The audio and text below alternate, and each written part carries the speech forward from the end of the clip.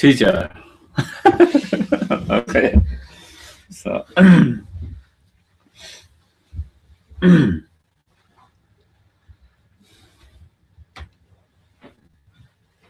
so again, make yourself comfortable. Just relax.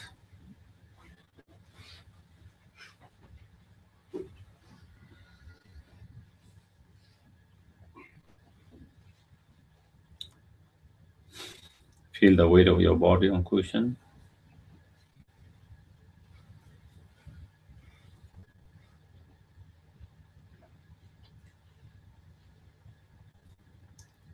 Try to let go of all the thoughts, feelings for a moment, if we can.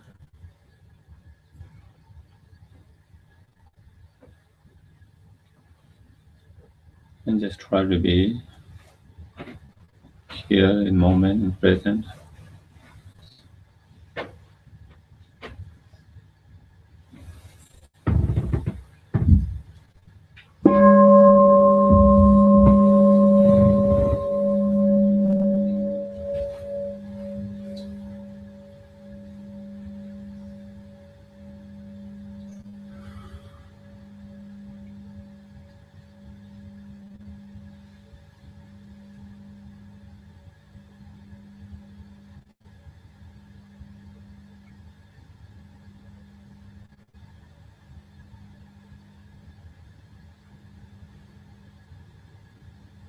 Don't need to have any expectations from this practice.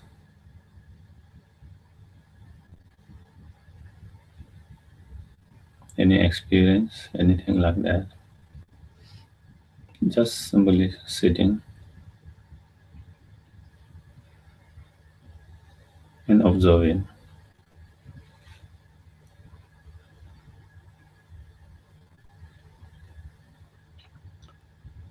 First, we can try to observe our breath. As you inhale, exhale, simply just observe.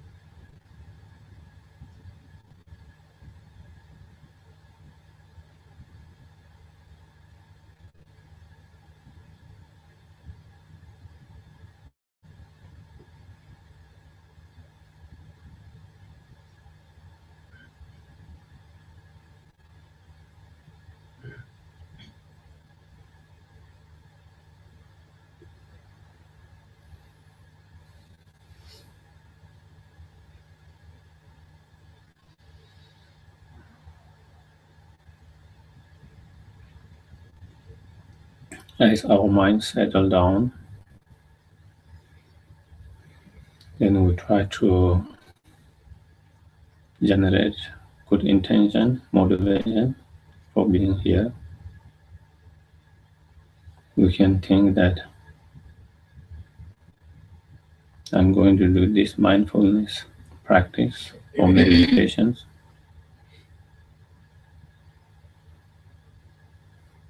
not just simply for my well-being,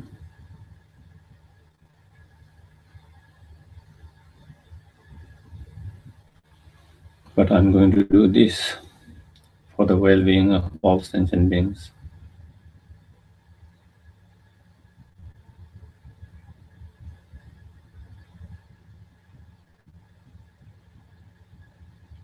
because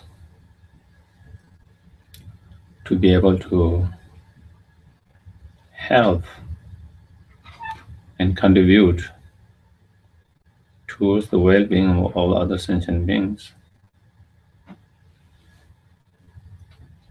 first we ourselves must be have the well-being. We must be healthy physically, emotionally, mentally,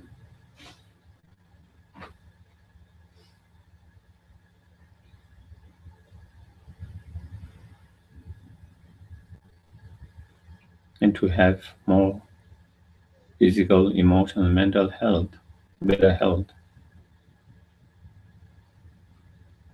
that I'm going to this mindfulness practice or meditation.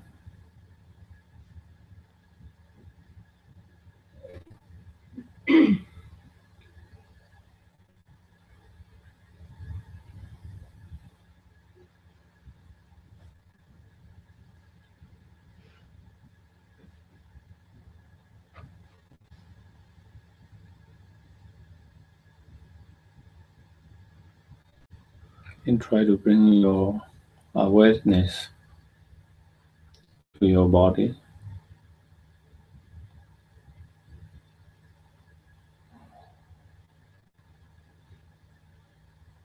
Try to scan or be aware slowly, scanning with awareness from the top to the bottom, very slowly, and just simply observing.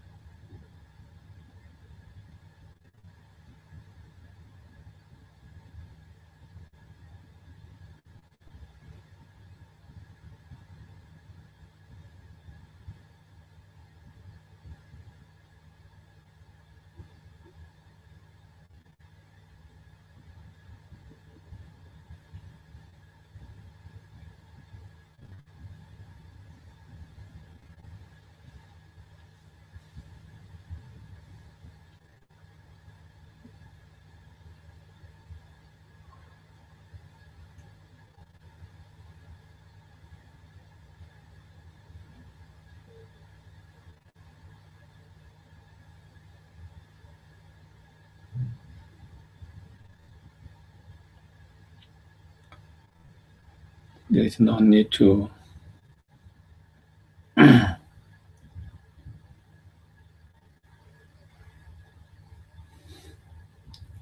talk in our mind, simply just observing.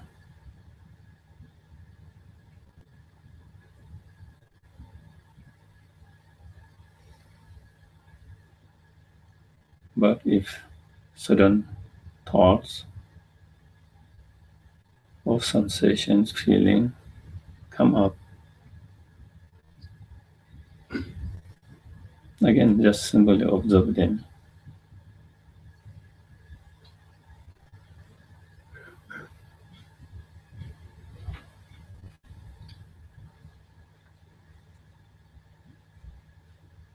No need to struggle to push them away.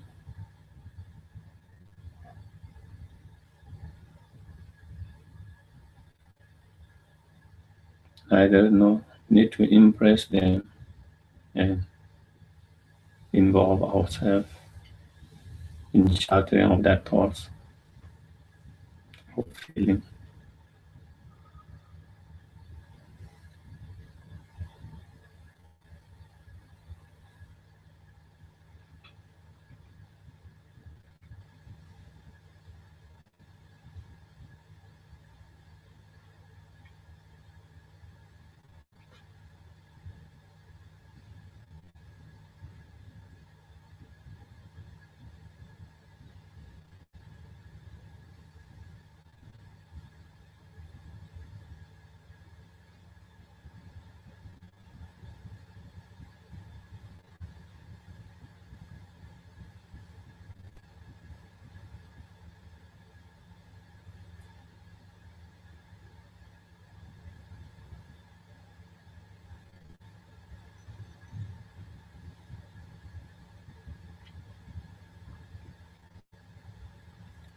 Once we have scanned through the body and observed them, we can observe any sensation in our body, any pain or any other kind of sensations, heart beating, or anything that happens. Simply just observe.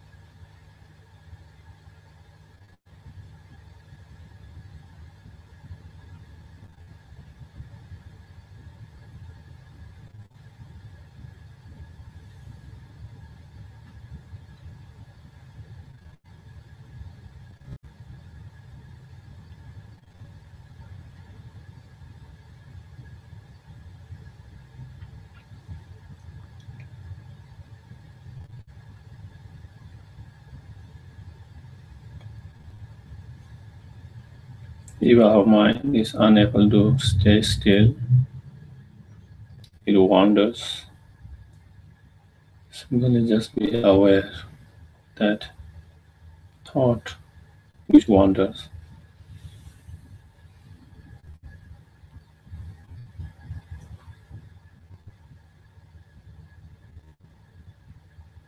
Just simply be aware without thinking it's bad, good,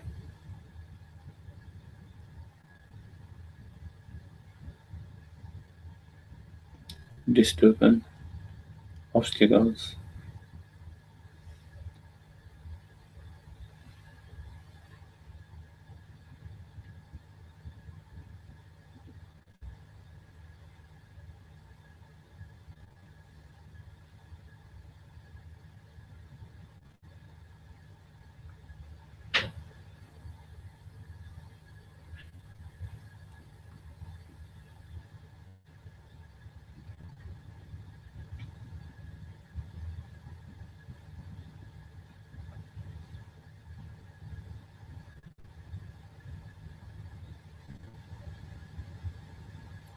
Then try to simply observe whatever feelings and thought arises.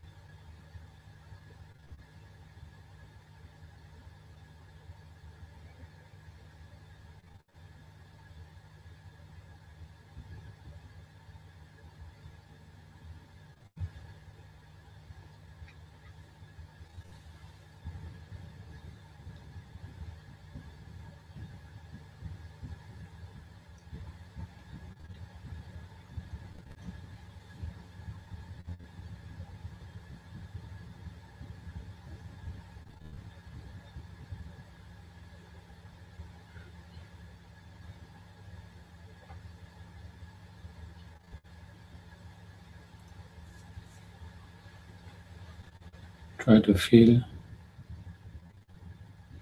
appreciative,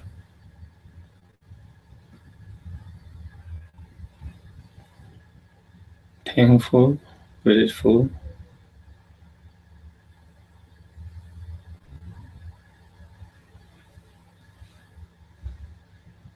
that we have found the time for ourselves.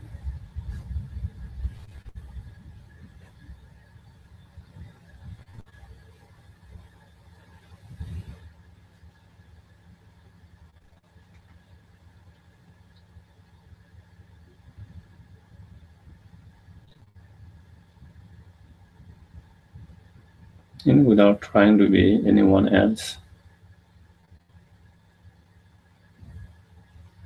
but simply just observing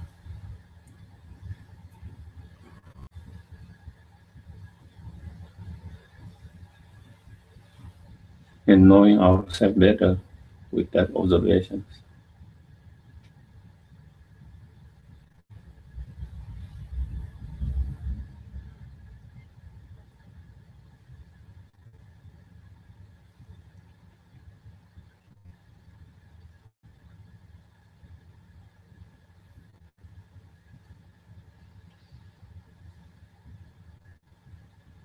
Discovering ourselves with those observations.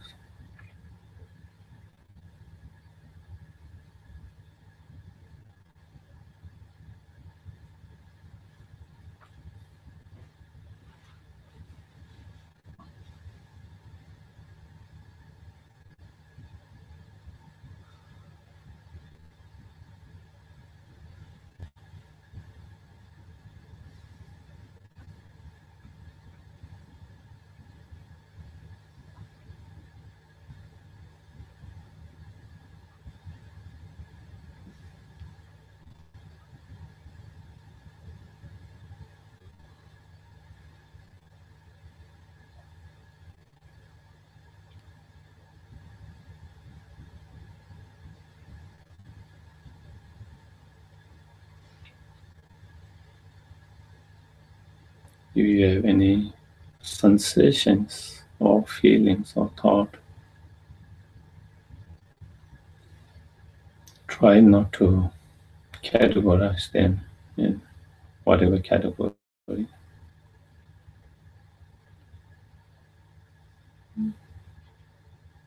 Painful, pleasure,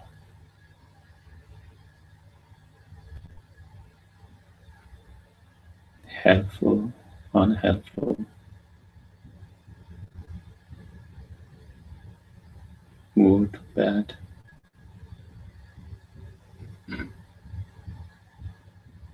Simply just observe and experience as it comes, as it is.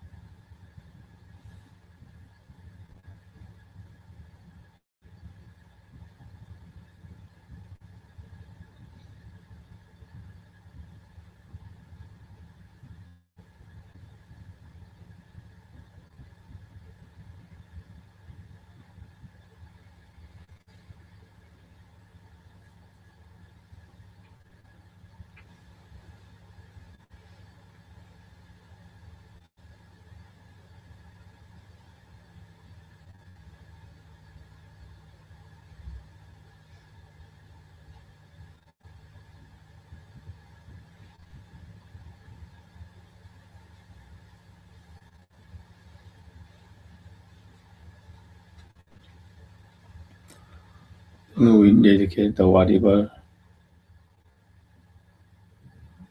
positive merit that we have created all together collectively.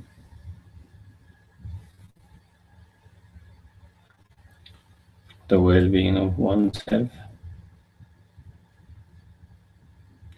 and for the well-being of all humankind, all living beings, all sentient beings.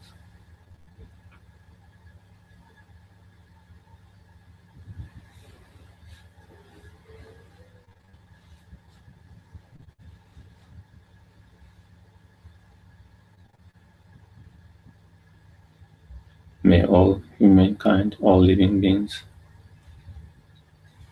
enjoy well-being,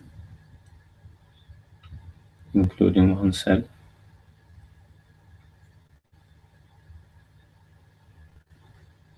with good physical, emotional, mental health.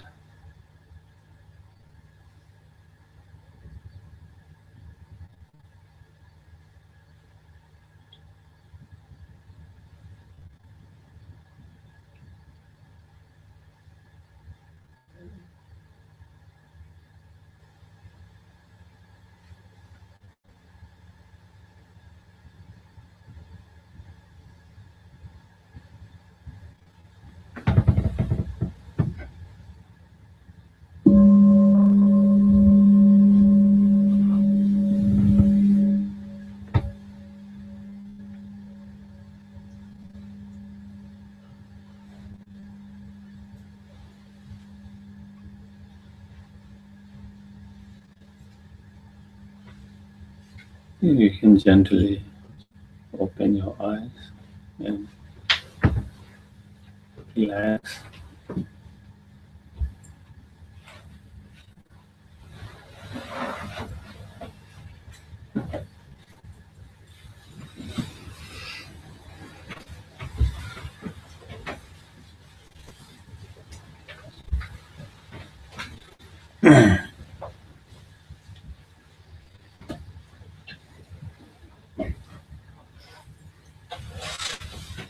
So,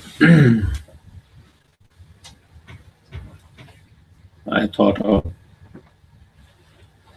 doing a short compassion meditations in the next sections. In the next sessions. So I thought maybe to discuss a little bit about that before we do the meditations.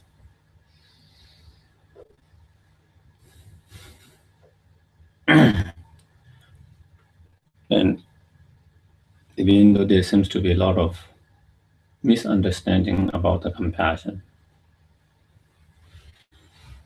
some misunderstanding about compassion is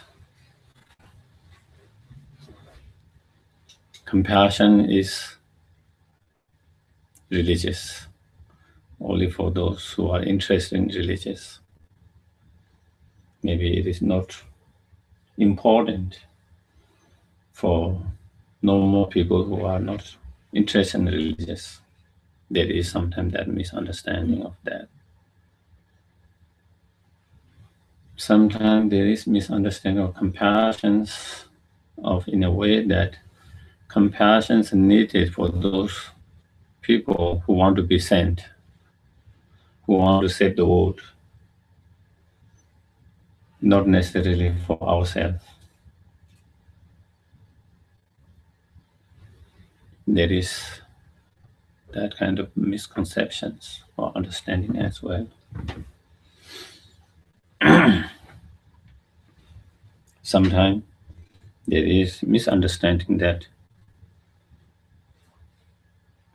compassion is something, some emotions, which is weak emotions. If you are a compassionate person, you will be a weak person. You cannot defend yourself. You cannot take care of yourself. You will be not able to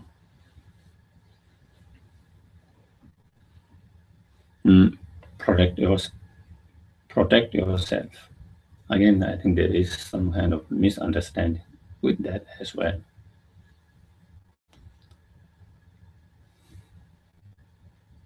Then I think also there is misunderstanding that compassion is not necessary or important for our physical health, for good physical health. Just as maybe a few decades ago, when you talk about meditations,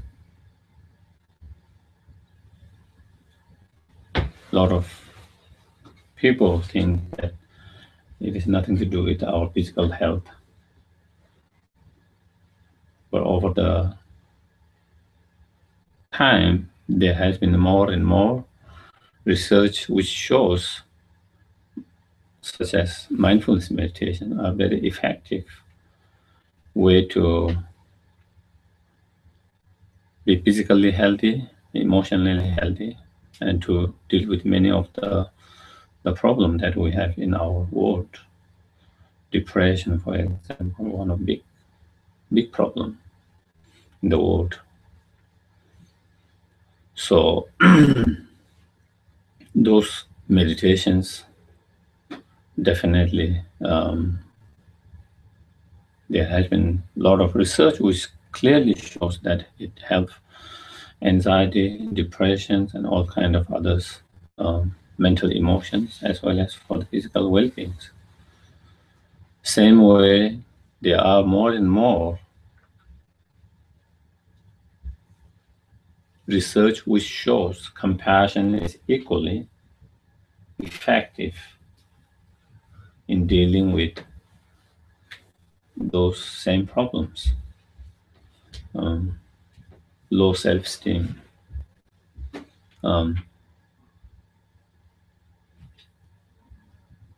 feeling of helpless, hopeless, depressions, and all this, as well as our mental, physical state.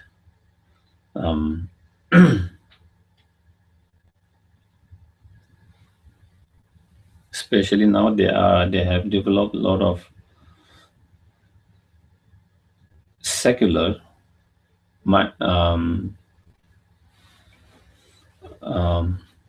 compassion meditations, which were inspired from the Buddhist meditations, which has source which come from Buddhist meditation, but more in a secular way. Stanford University in the United States, they have one. That Wisconsin University in United States, and Harvard, and there are a few top universities which they have done research, and they have, with those research, that they have come to some results which show those, and now they are doing those. They are doing those meditations. It has not become as wide known, popular as mindful is, because it is something they had started doing research recently. It's not something in that particular area, compassion. So so anyway, so that is kind of a little bit of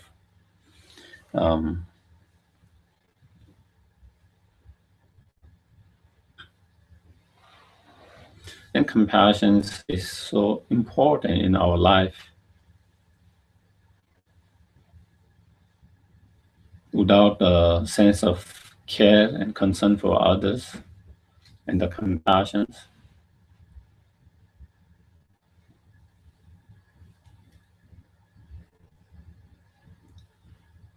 the world, the planet, the world we live with, the planet we live in, the world we live with, would disintegrate.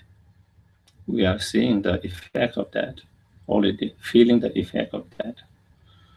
When we begin to lose our compassion, sense of concern, sense of care for other human fellows, other human beings, other animals, living beings, the planet,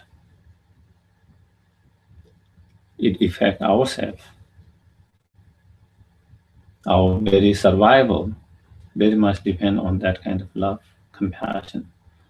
If each of us lose the compassion, then we all will try to take advantage of each other, try to destroy each other.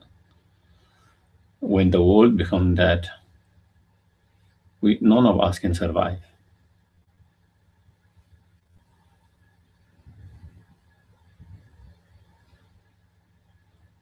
It is not only about others, it's also about our own survival, your own survival. Especially we human beings, being a social animal, very much depend on taking care of each others. We are not a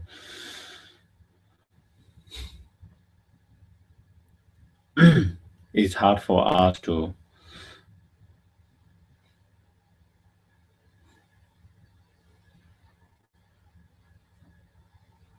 survive ourselves without depending on others, without the help of others, especially in modern this century, especially those in urban, like here, Copenhagen, where for food, everything it has to be transported from others. It's no more the same when people used to plant themselves, they have their own things, and they survive. So without contributions, without um,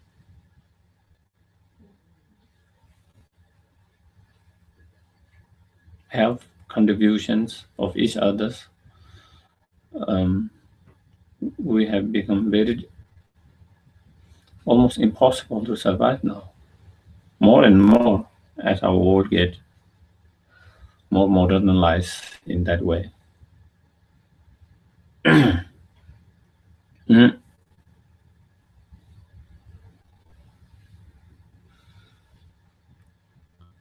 And from the very beginning, we are survived by care, love, and compassion of our parent, grandparent, or people who took care of us so that we are still where we are now. If there was no one to take care of when we were very young, neglected, we wouldn't be here. We had no capacity to take care of ourselves. Unlike like some of the animals, the moment they are born, they are able to walk and they seem to kind of, they are still very vulnerable, but still the moment they are born, they are able to walk and they are able to kind of be able to stand to some extent. But human beings, we don't have that capacity, at least for last few years at the very beginning of our.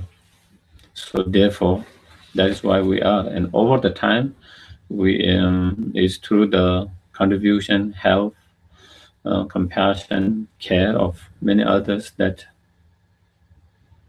way we are.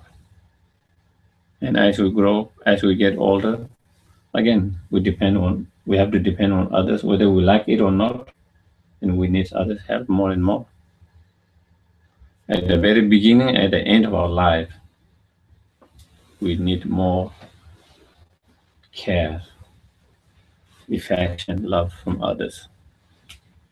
So you see, from that perspective, our human society is very much dependent on health, love, affection, care for our survival. So if we neglect that fundamental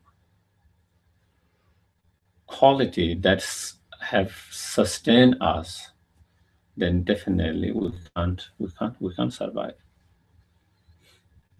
As a humanity. Mm.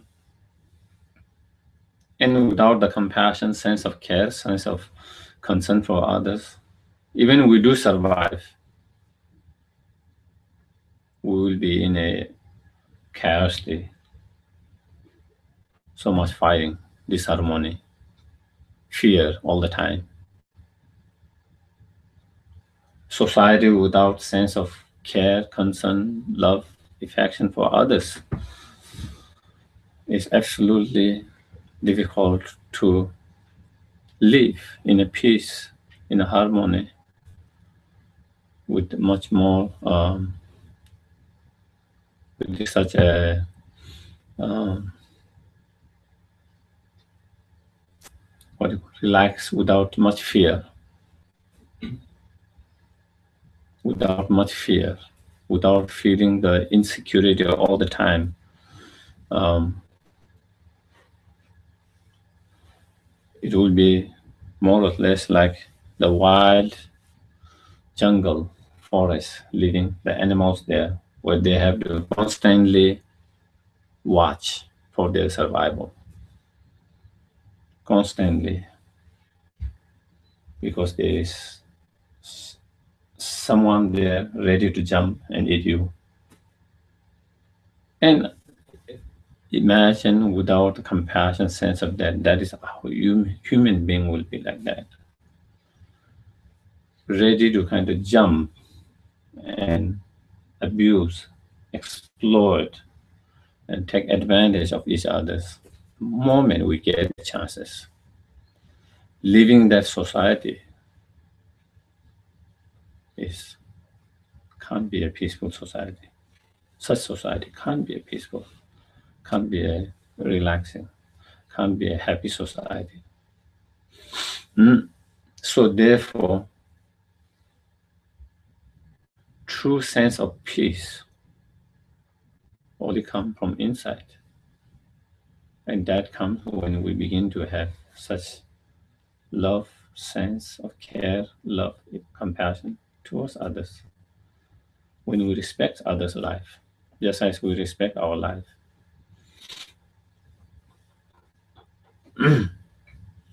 Just as um, when we begin to take care of others' life, just as we take care of our life, then we will begin to find some sort of peace, joy, without having to have so much feeling of insecurity and fear.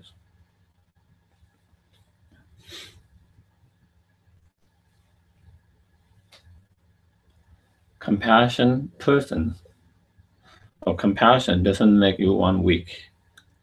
It makes you more strong. True compassion. True compassion gives you incredible strength, courage, confidence, trust in yourself, trust in others. When we don't have compassion, sense of care, sense of concern for others, when we are driven by our own egoistic, selfish, self-centeredness, everything's about me, no one else.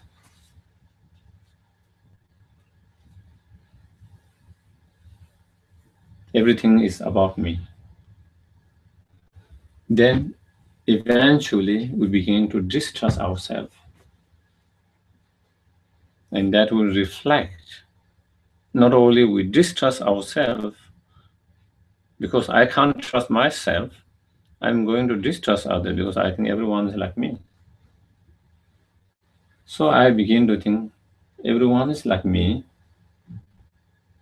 who only think of themselves and no one else, and trying to exploit, take advantage of others for them for their purpose, for others in whenever they get any opportunity chances. So therefore, I begin to lose trust in others. And when I begin to lose and trust others, I begin to lose respect in others. When I don't have trust and respect in others, there's no way I'm going to have a good communication. The communication coming with a disrespect, with distrust, is never going to have a positive communications. The chances of misunderstanding, miscommunication is always there. I think that is one of the reasons why we have a lot of time misunderstanding, miscommunication is one is that.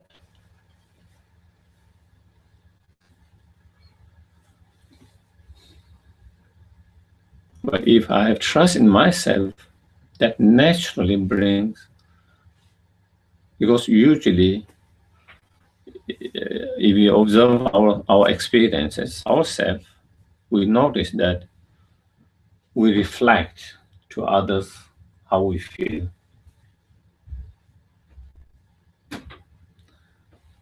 That is our normal way. When I'm very happy, I project that in others. I see others more happy.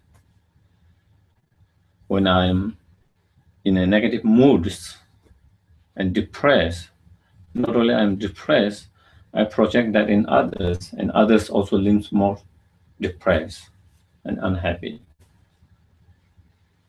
And that is how the way we are, usually we project in others. If we really observe ourselves, our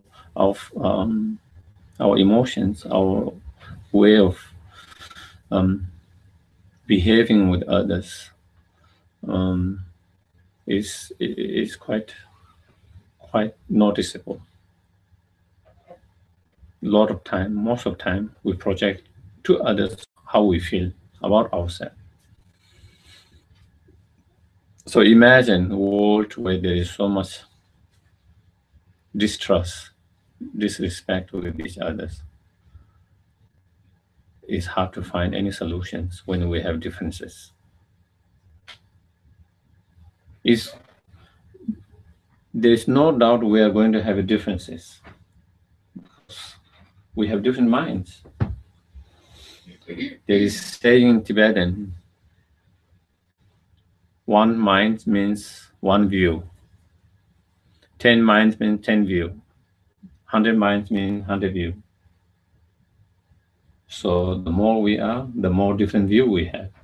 And I think that's absolutely fine to have different view. But despite the different views, different idea we have about every issue, but the key is to find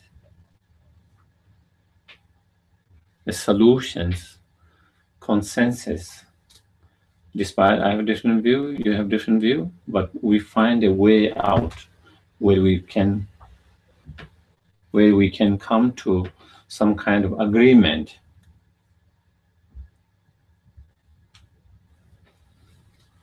And the way to come that agreement, despite our different views on the issue, that we were able to find some common ground and come to agreement, is when we have more trust in each other. When we have trust in each other, that is when it comes. When we have mutual trust. When we don't trust each other, there's no common ground. There's very hard to find solutions where we both can agree, because we have very different view. And that is one of the things that we see in the world, but in a lot of places where they have, despite over decades, trying to make a peace between two countries, between two communities, between two religions, or between two individuals. when there is distrust between them, it is very hard to find solutions. And that is, if we observe, it is clear, why, despite trying from their side, this side, pressure from the outside world, everything's still, after decades, they haven't been able to find solution. Main things, they don't trust each other. That's the thing. They have lost trust to each other in that two group. Whether it's two countries, whether it's two different groups, society. And when you have that distrust, and the distrust comes, that is when a lot of time it is like that, a lot of time. So the compassions help us to bring that trust in ourselves, trust in others. With that trust, definitely, despite all the differences, we will be able to find a solution, common ground, all the time. Through discussion, through dialogue, through open dialogue, through open discussions, we can always find a way out. But once we started distrust, then it is very hard is to find that from true solutions. So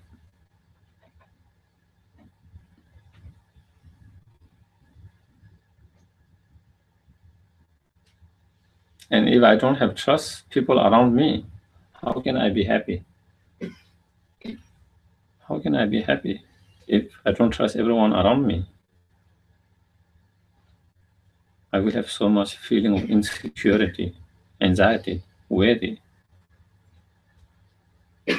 not knowing what he might do, not knowing what he might do, she might do any moment.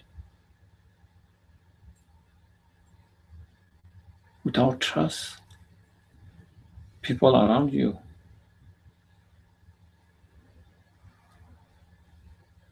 it's almost very difficult to really find peace.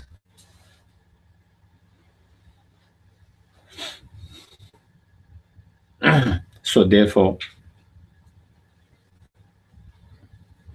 compassion is so needed, so important to bring that peace, in ourselves, to bring that trust in ourselves, confidence in ourselves. And through that, to be able to bring the trust and confidence in others as well. Nowadays, it's very unfortunate, but nowadays I often meet people where a lot of people express they have no trust in humanity. It is very sad.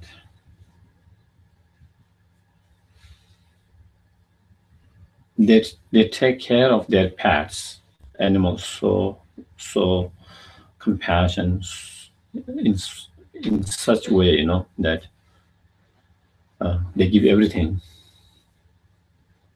But when it comes to human, they can't trust. They can't have that feeling, that trust. It's very unfortunate, but it is not a good sign. It's not a good sign. And I guess that is the whole thing.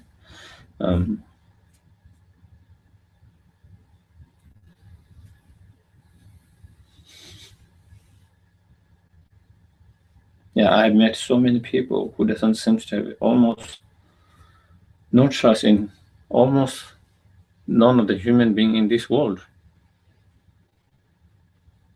Or in some cases, they have one or two people where they say they can trust.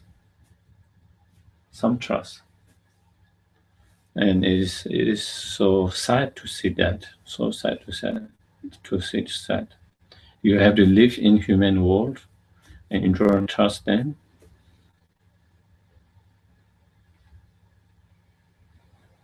then what kind of life that you will have?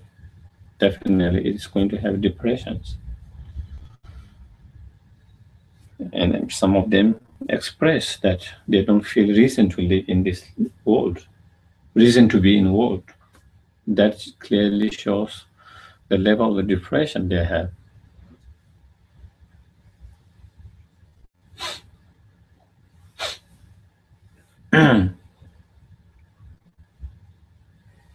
And that happened because I think in our modern society, we neglected that area. That area has been totally neglected. The society is driven by your individual goals. And to get that goal, you have to push everyone. There's same kind of feeling or driven by such kind of things. And then that is how um, that is how it becomes.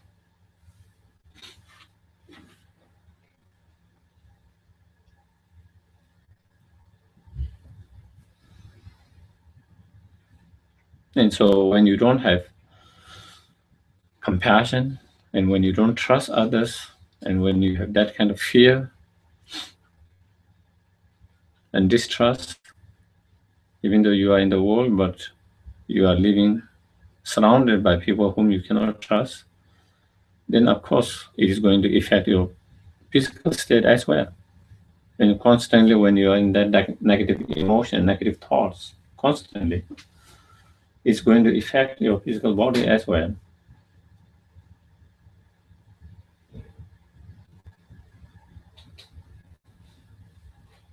On the other hand, when you have that compassion, which bring incredible uh, strength,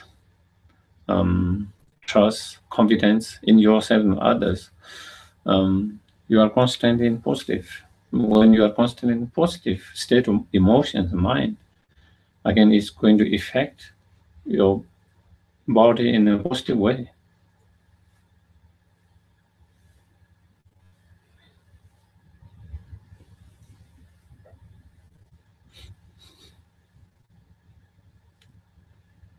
We all know when we have a strong um, anger, hatred, people who are very short tempered, or strong depression and so forth, it affects our body. We don't have much energy in those anger and those hatred emotions. A lot of time they have heart-related disease, a lot of stroke, heart attacks happens, a lot of so there is no doubt the emotions, whether it's negative, positive, affect our physical organs or functioning of organs or physical health. Mm. So therefore, compassion is not a weak sign of weak. It is a sign of strength.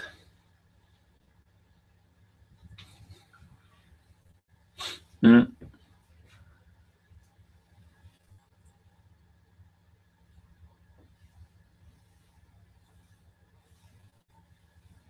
If I give you one example, of course, there are many stories like that, but just one story which Dalai Lama quite often share, which he said one time one of the monk from Tibet came to see him after spending 20 years in prison, in a way he has been terribly tortured and very bad way. And of course, they were just discussing, and the monks were sharing. She's holding the Dalai Lama was asking what happened and all his, and she was sharing. And then in that conversation, the monk said there were few instances during those 20 years in prison where there was danger. And the Lama said he certainly thought maybe there was danger to his life. That is what he meant. Danger of losing his life. And he asked, what kind of danger? And the monk said, there were few instances where there was danger of him losing his compassion to people who tortured him.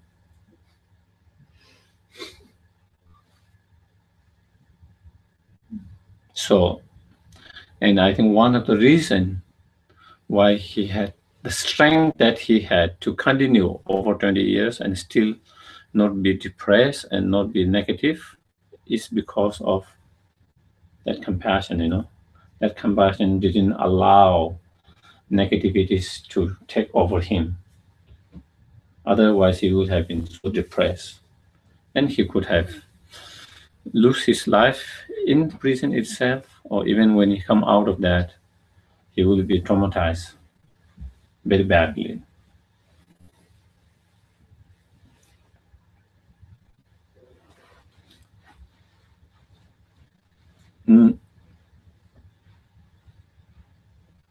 Last time when I was here, now I'm sorry I forgot the name, the professor, Professor Peter Elsas. Peter Elsas. He said he did 6-7 years research in India, Dharamsala, where all the Tibetan refugees comes, and more to his research in like post-traumatized, someone who has post-traumatic stress. Post-traumatic stress. And he found that they do have that signs.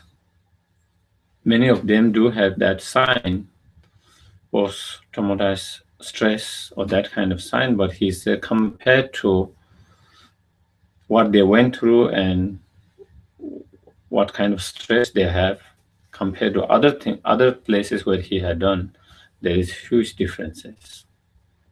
And I don't know whether so of course not all the Tibetan were great practitioner of compassion, not every individual. That monk was some of the special cases. Not every monk will be able to do that. They will try, but not everyone will have that much success that monk had. Some of them will be angry, frustrated, and it would be hard for them to have compassion to someone who tortured them. Not everyone will have that success, but those who have been able to put effort and not give up, and those are the story of success. Which many of them, many nuns who has been tortured, raped while they are in prison, but after they come out of prison, they don't seem to be so depressed, or those stress is trauma, not traumatized so much badly, and that I think many of them again of that. So therefore, for a lot of people, those who have developed true compassion, it has given them incredible strength. Incredible strength, inner strength. So therefore, so compassion is needed for better society, more peaceful, harmonious society. Is needed for your own more peaceful, more peace, more calm, more happy life, emotionally, mentally, and is for physically, and it is needed for the strength, the confidence, the courages that we need in our life to continue despite challenges that we might face through our life, different challenges, different problems, different difficulty that we will encounter in our life.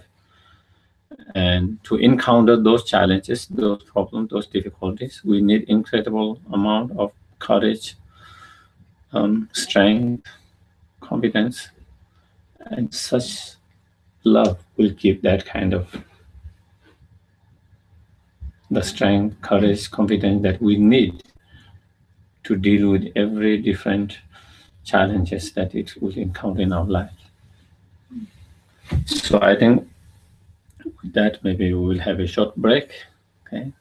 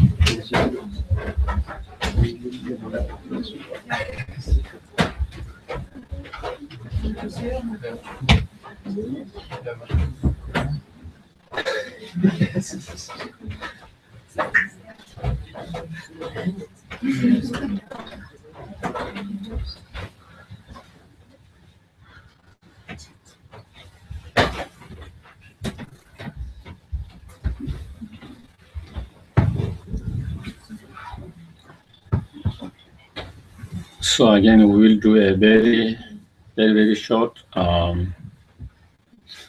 meditations on compassion.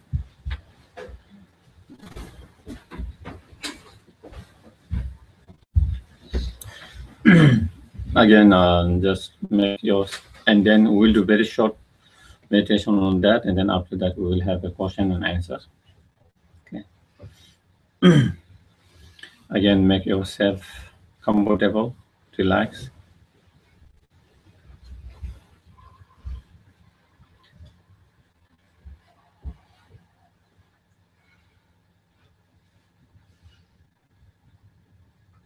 And if you can let go of all the disappointment or expectation that we might have, or any thought, any feeling.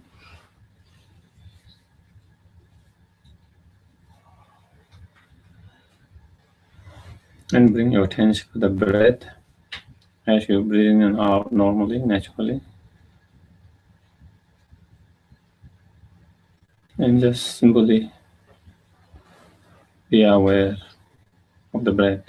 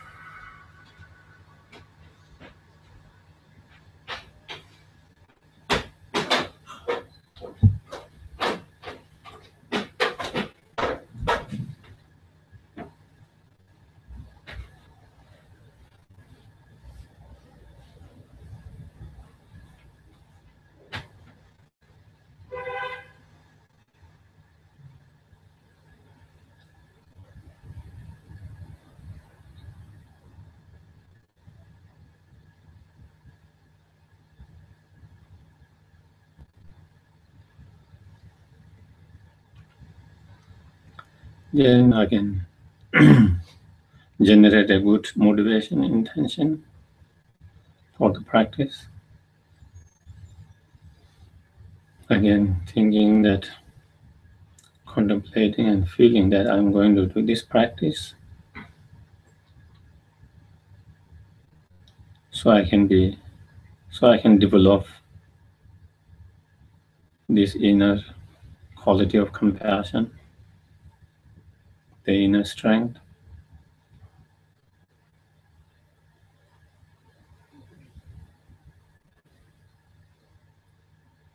So that I can be more useful, more helpful, more beneficial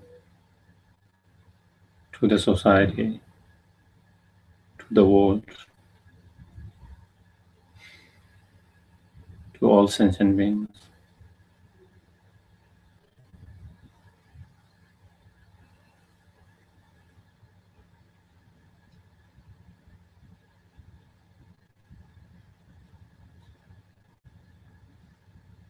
So the purpose of my meditating or meditation is not just for myself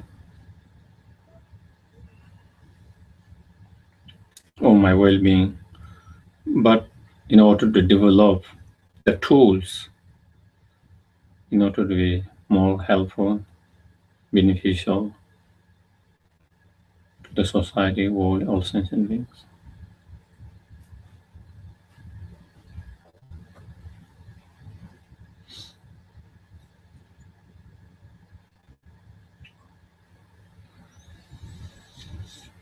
Then you can bring someone who is most close, dear to you, in your imagination, in your visualization, in front of you. You can think of him or her.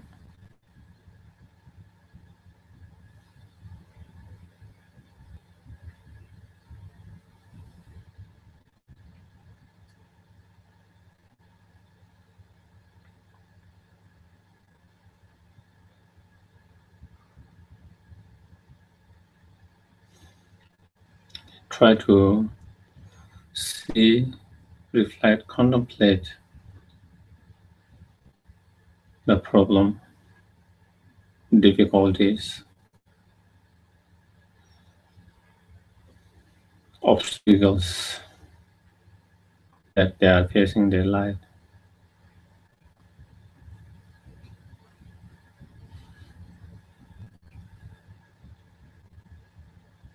Trying to understand their problem, their difficulties, their pain, their suffering as much as we can. Trying to understand and feel it.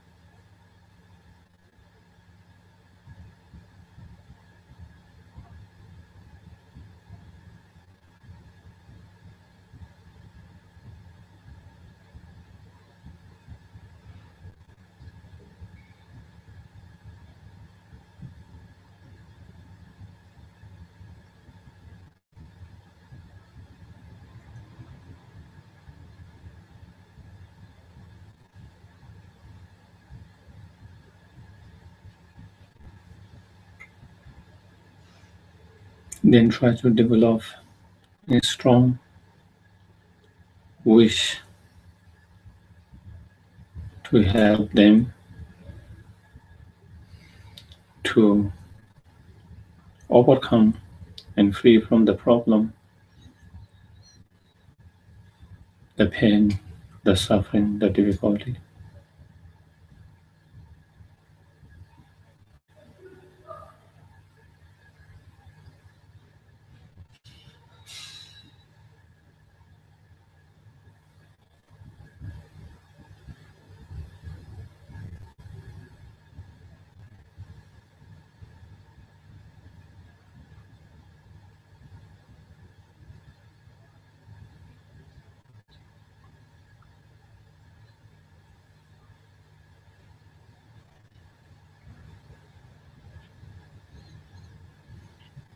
And then try to feel how wonderful and great it would be if he or she is free from that pain, that problem, that suffering, that difficulties.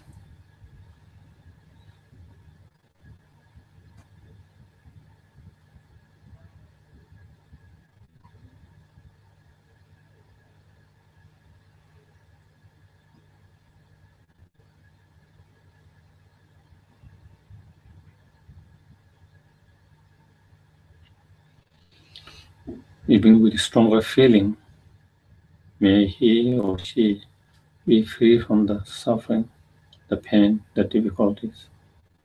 and cause of all that problem and difficulties.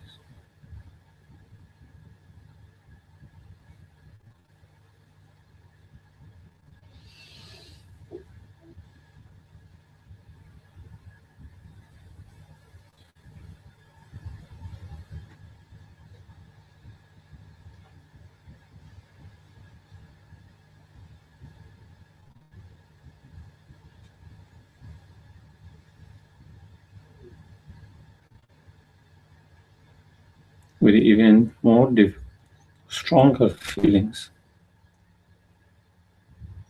I myself will taking a huge responsibility. I myself will help he or she to free from the pain, the problem, the difficulty.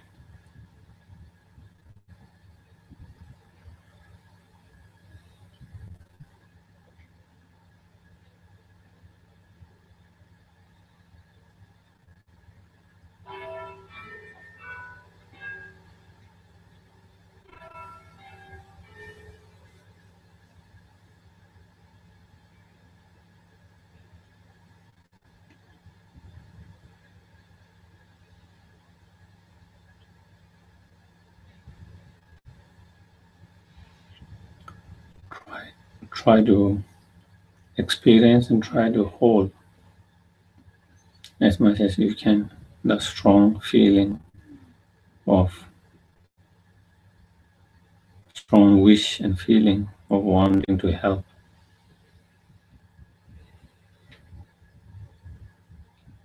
free from that pain, suffering, problem.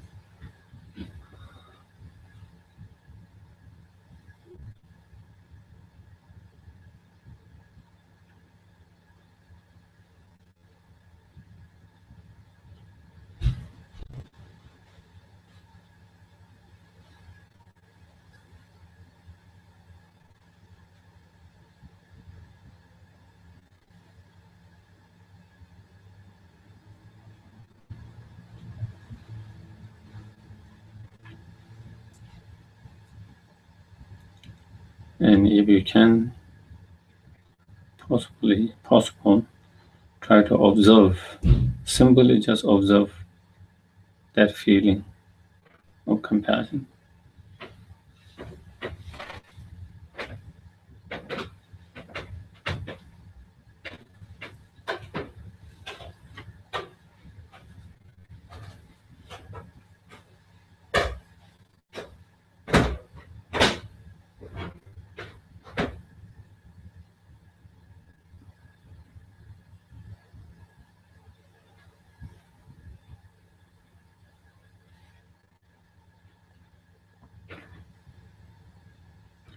Without labeling is good, bad.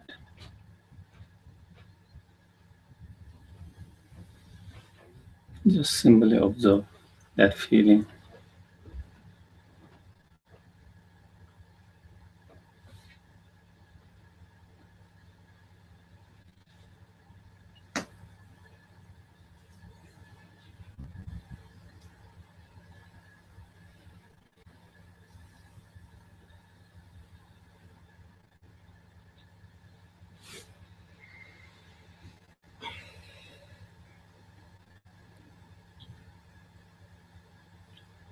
Then we try to dedicate the positive energy that we have created through this practice for the welfare and goodness of each and every sentient beings.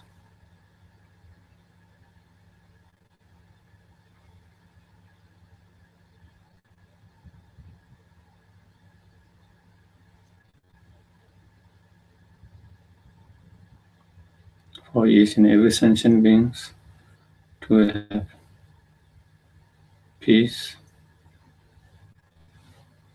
happy, and meaningful life.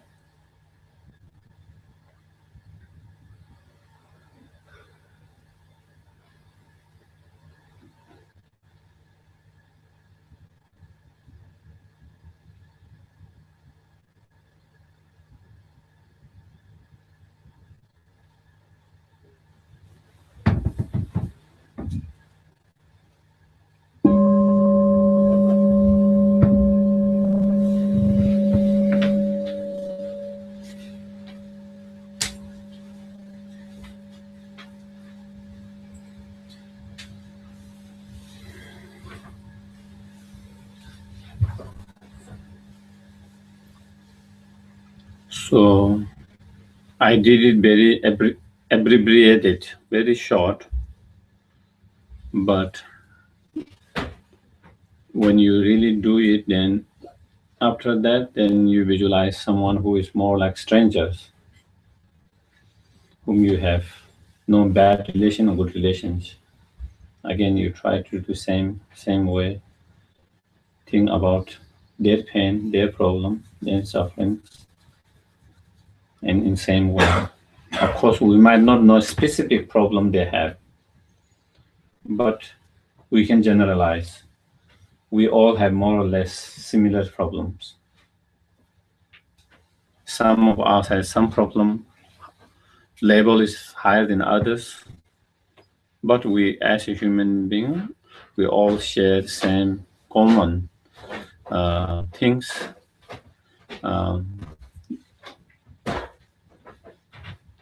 Some of us have better relationship than others, but we all have some issue in relationship. Some of them have better in their finance than others, but we all have some problem in that. So anyway, we all have same or similar, very similar problem, one way, another way, and some problem are more to others than others, and some are others. And then if you go beyond that, then the distractive emotions.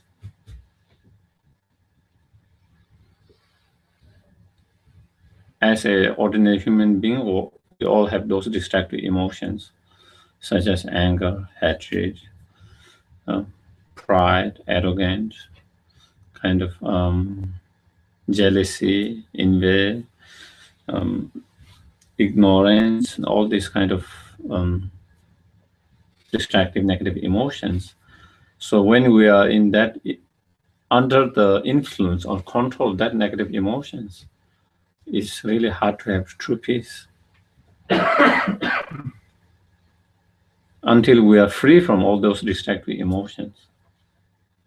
When we are free from that distractive emotion, then I think we can have much more stable, true, lasting happiness.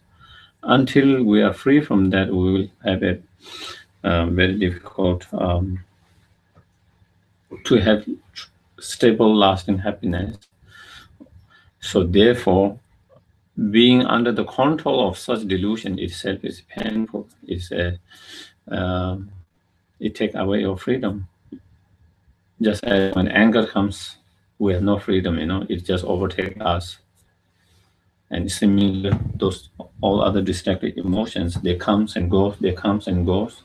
And when they come, it totally kind of almost destroy our peace, calmness, whatever good there was for that period of time. And that period could last from few moments to many years, to different situation. So we can generalize in that way, because when we do that, we don't know exact their problems or pain or difficulty. So first you do with what we did with now, someone who is most dear, close to you, and then stranger, and then someone whom you have a conflict, and thinking that they themselves are just like ourselves, who want to be happy and does not want to be suffer. And there's no difference equally in that way. And we have issue now because from both our side, because both their mind is not enlightened, our mind is not enlightened. So when two unenlightened people comes, then there is going to be some issues here and there, time to time. But that issue is not permanent. That is not going to be that all the time. It's one phase in our life, and that will change. So with that kind of understanding, knowing, with that kind of background, knowing that he also have that good seed, and then doing the same kind of practice, same kind of meditation, then gradually expanding to all sentient beings in the same way. And so I think that is more or complete meditations. At the moment, we just did one, and that's how you expand it to be more complete meditation on that. And the one we did is just kind of because you just change that same process or same way to others. Because I think it will be too long, and maybe also I wanted to have some time for the question and answer. Okay. So, any questions, answer, any comments, any want to share anything?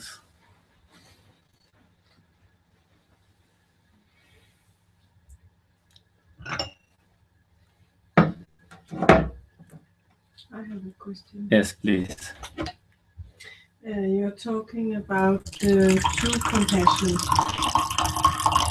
And true compassion is about the intention behind doing something for other people. Because I'm working with people with serious stress, and many of them have a story that they have used their energy on their families, on work, and I'm thinking about, and they have forgotten themselves. So I'm, wondering,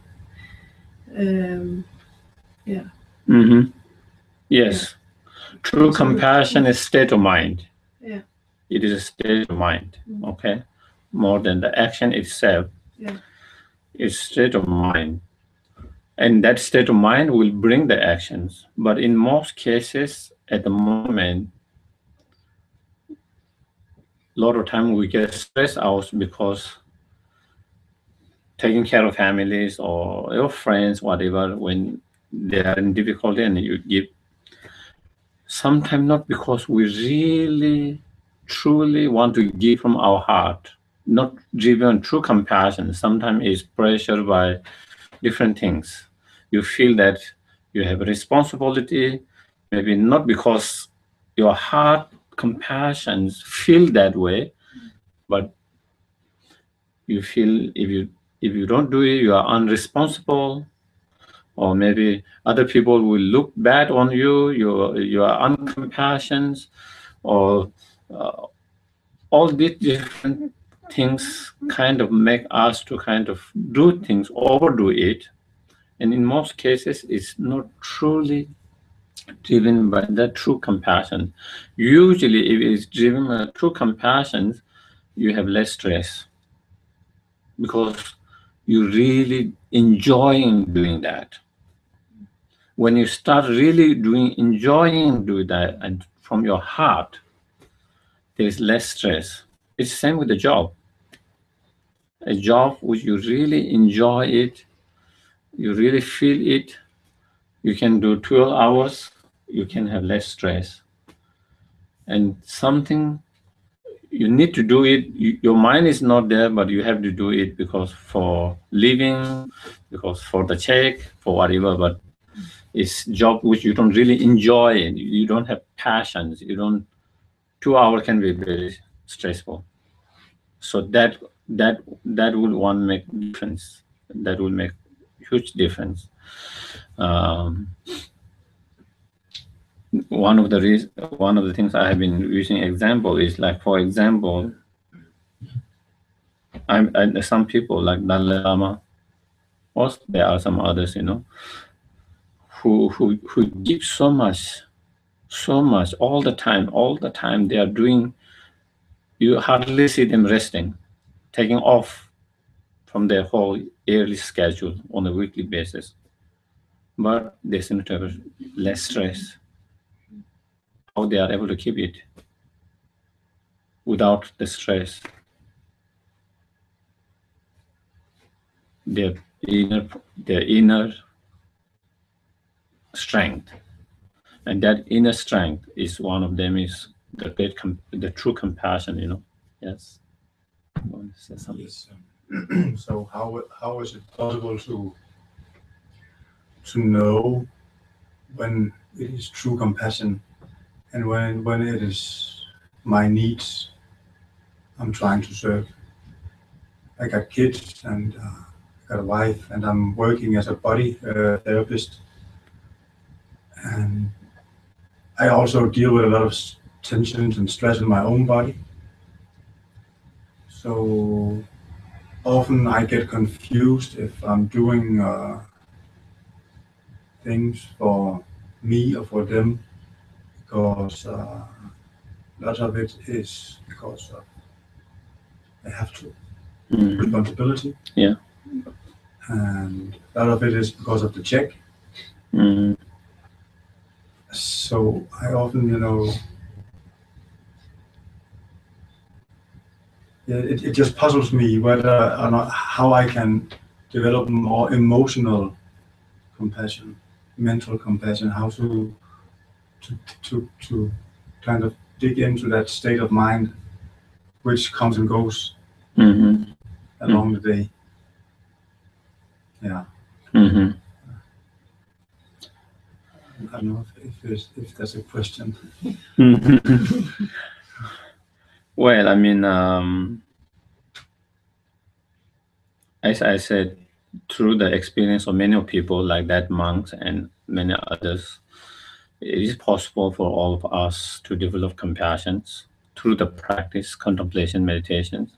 Even scientifically, more research are showing that actually compassion can be developed through the meditations. They have, with research, they have found it, where I don't know, the front quarter or back quarter, where there is the emotion of that activities after their meditation, even 10 minutes, 20 minutes, 15 minutes a day, even after 3 weeks, they see the change in there. And so even just 3 weeks and regularly, and even with very short meditations, and these are like they took people who have never done those practices, and of course they have also done a research on people who are more experienced practitioner as well. So it is something that it can be developed, but it requires, like any practices, consistent and regular. And so with that, it will come. I mean, of course, it takes some time, effort. So I think that is what we need. A lot of time we don't have the patience to go through enough. We just do a few weeks, few times, and then you don't see much change, transformations, and then you easily give up. And that way, then it doesn't, it's unstable. So that will be the one cases. To really know whether it's true compassion or whether it's really our own needs. I think again, being honest with ourselves, observing our own mind with our mindfulness. Why am I doing this? That is to really know what's driving you that. And the other cases, even though we have to do for the check and all responsibility and all these things, because we have that kind of relationship, so you can't run away from that responsibility, but your heart doesn't feel like that you want to totally give. You are kind of, I'm tired, I don't want to give, but I have to give it because it's my responsibility, because we have that relationship or that kind of. But I think one way of making it more compassion, more helpful, is to do that not because I'm being paid, not because he's my children or because he's my partner or my parent, but because they are one of the sentient beings and I'm helping them.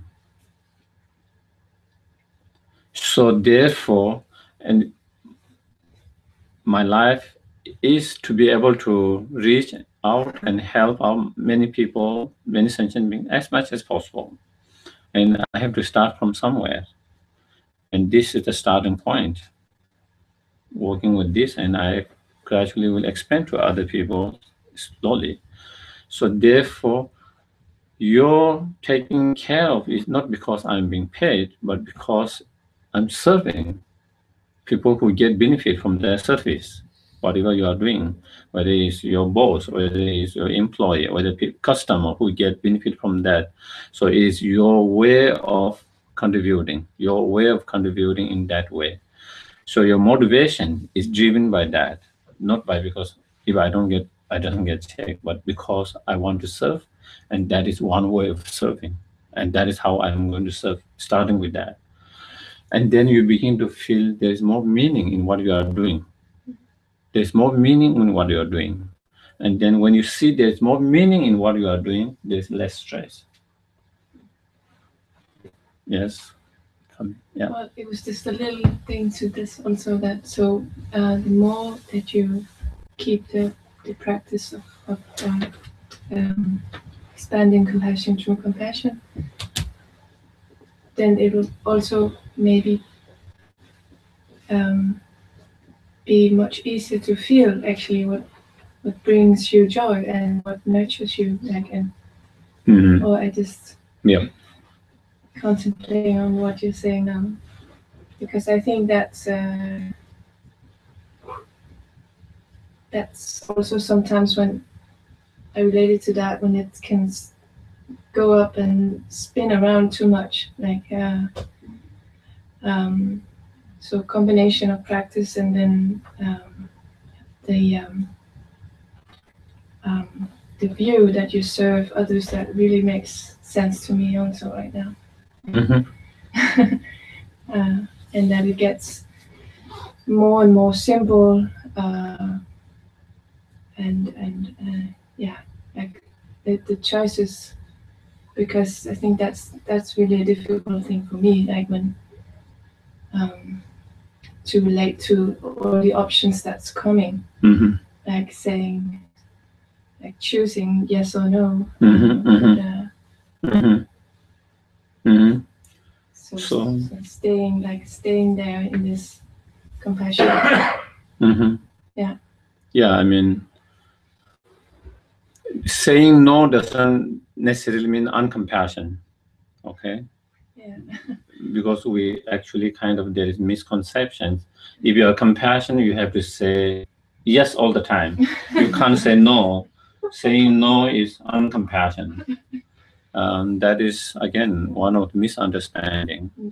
Compassion is about feeling, and you truly, sincerely have sense of care, concern for his or her, and you really want to help, but you also know that at the moment you just doesn't have that energy or something. So that sense of really concern and care, wanting to do something, that is the compassion. But sometimes you have to be able to say no when it is needed, so that you don't collapse. If you collapse, then they have to take care of you instead of you being able to take care of them. So we have to be more realistic, more practical, and to know that, I think we have to be more knowing our own state, on emotional level, on stress level, on physical level, whether I need to break, if I need to take rest, either I need to take a break. So if you know your body, your stress, your name, then you know when to do that. If you don't know, then it is hard to know, hard to make decisions, hard to know when you have to take a break or when you shouldn't take a break.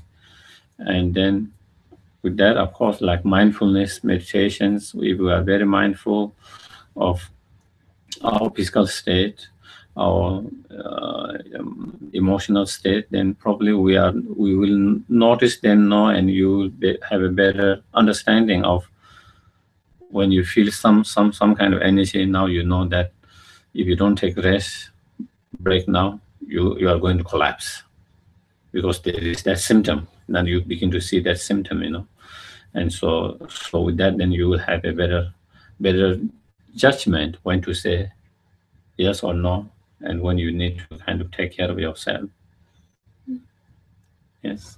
I think you basically just answered my question, but I can make a comment about it. Yes. I think Mingyur Rinpoche, I don't know if you know his term, idiot compassion, Okay. which he says that Westerners very often do when they try to train compassion, then they become, someone who just pleases everyone, tries to please everyone. They are very inspired, and that usually leads to stress and burning out. So could you say something about maybe self-compassion, having not just compassion for all others, but self-compassion as well? Well, I think when we talk about true compassion for all sentient beings, that includes yourself. You are one of the sentient beings, so you can't ignore yourself.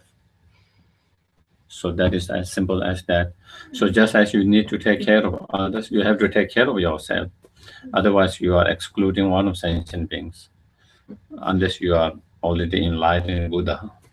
So if you are not enlightened Buddha, then we are one of sentient beings, which needs the compassion and taken care of, just as so. So starting with yourself, expanding with your families, your friends, and then gradually expanding more and more. And so that is also important. And also, probably, if we know how to take care of ourselves, probably we will know how to take care of them other better. Because with your experience, you will know to help them when they need it, to rest themselves. So if you don't know how to take care of yourself, you wouldn't know how to help them to take care of rest for themselves, because you wouldn't notice that, because you are not aware of that. So therefore, taking care of yourself is equally important. And okay, there was one. Yeah.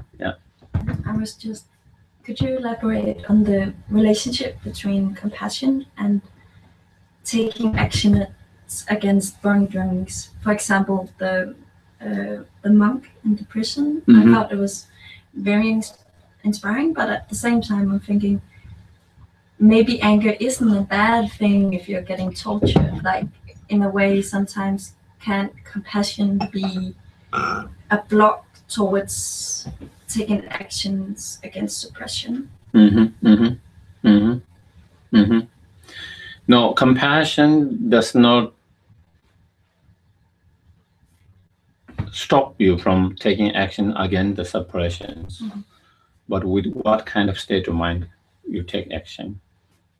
You can take actions for their injustice. Compassions never tell that you shouldn't defend yourself. It is the best defense, actually. And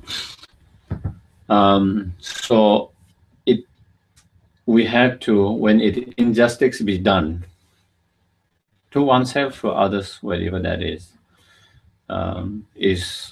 injustice being done to someone, the victim, as well as person who is creating the injustice or creating that mess, he or she, if we don't take action, he will do more and more destructions. So with that understanding, we have to take action, but not because of anger, but because of that compassion, if possible. If not compassion, then it leaves a more neutral state of mind. Because when we take action with compassion, with anger, usually we make more mistakes. When we take actions for someone's injustice, but when our mind's more calm, our action is much more constructive and much more broader and much more effective. So therefore, so that is the case. So for example, Dalai Lama, for example, himself, he practiced compassion for the Chinese government and officials, and he never speak individual personal bad things about them. In that cases, he always, but their actions, he always speak against them. It doesn't mean he just take it and just let them whatever they say. It doesn't mean that he actually responds to their their propaganda or their lies or whatever that is to whatever means that he have or resources. And so is taking action, but with what kind of state of mind? So that is the thing. Yeah. I saw some, yeah. Yeah, it's more regarding meditation in general. It's just that mind and awareness is used a lot in guided meditations and so on. And I'm always curious to know more about that and the differences and the relation between the mind and the awareness. So maybe if you just could share your thoughts on what it is and what it's not. Awareness is one part of the mind. When you talk about mind is a huge phenomenon. At least from Buddhist point of view, all the phenomena, all the conditioned phenomena are kind of divided into three categories: physical forms or physical matters. And then there is the mind, which is non-physical, non-matter from Buddhist point of view. It's just pure awareness. Nothing physical, nothing matter, is just pure awareness, experience, just pure experience, just pure awareness.